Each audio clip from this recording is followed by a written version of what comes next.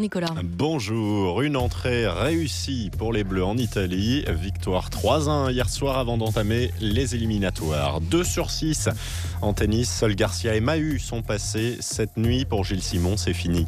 Et puis un premier pas vers les JO pour l'équipe de France de hockey sur glace a confirmé aujourd'hui.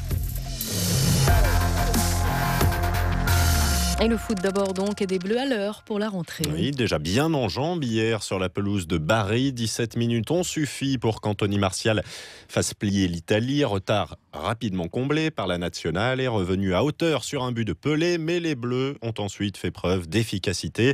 Un but de Giroud, un autre de Kurzawa pour enfoncer le clou.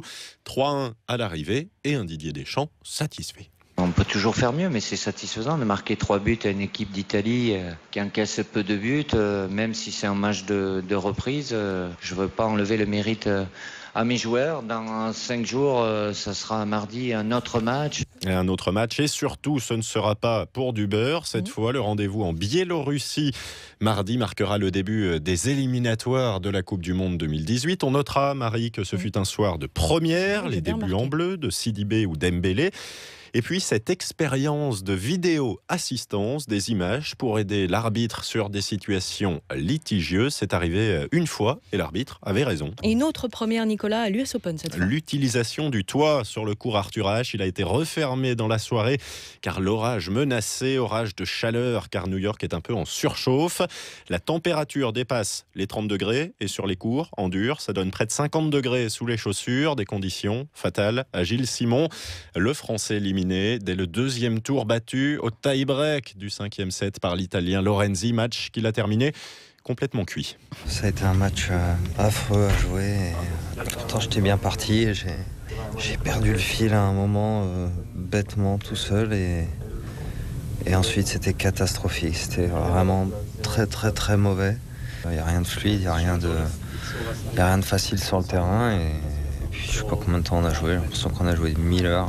Alors, un petit peu moins de 1000 heures, mais c'était mauvais. C'était même très mauvais. Le dépit de Gilles Simon, sorti comme Mladenovic, Mathieu ou encore Jérémy Chardy. Finalement, seuls Garcia et Mahut ont passé ce deuxième tour. À suivre à partir de 17h aujourd'hui. Gaël Monfils, Joe, Wilfried Tsonga ou encore Lucas Pouille qui, eux, vont tenter de passer en 8e de finale. Et nous sommes à 5 jours de l'ouverture des Jeux paralympiques à Rio. La délégation française a reçu la visite de François Hollande hier. Oui, le chef de l'État de passage à la Fédération française handisport pour encourager les Bleus. Et parmi ces athlètes, Riyad Salem qui va prendre part à ses 5e Jeux. À 46 ans, il est sacrément polyvalent. Après la natation et le basket, il va cette fois disputer l'épreuve de rugby fauteuil, une discipline qu'il adore. Vous savez pourquoi ? Parce qu'elle lui permet de dégommer les handicapés.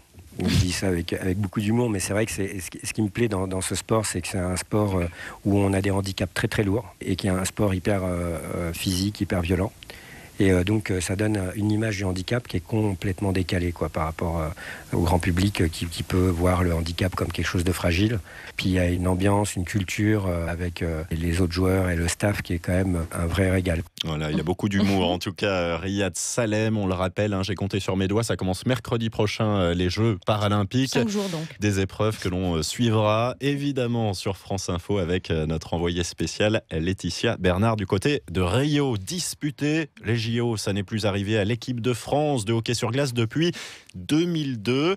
Et pour participer à ceux de 2018, les Bleus doivent remporter un tournoi à 4 qui se dispute en ce moment même en Norvège. Ils ont bien commencé, les Français, en battant l'Italie hier, victoire arrachée en prolongation par les hommes de Dave Anderson. Peut-être un petit difficulté, c'est dans notre efficacité de marquer des buts. On avait tellement d'occasions et on n'arrivait pas à les mettre au fond. Mais je veux dire ça, les Italiens ont fait le dos rond tout le match et on n'a pas trouvé la faille. Mais dans l'ensemble, une victoire sur ce qu'on voulait et puis on l'a eu. Et puis on cherchera la deuxième aujourd'hui contre le Kazakhstan qui a battu la Norvège également. Les deux équipes comptent une victoire et il faut terminer premier pour aller au JO. Merci Nicolas Théard.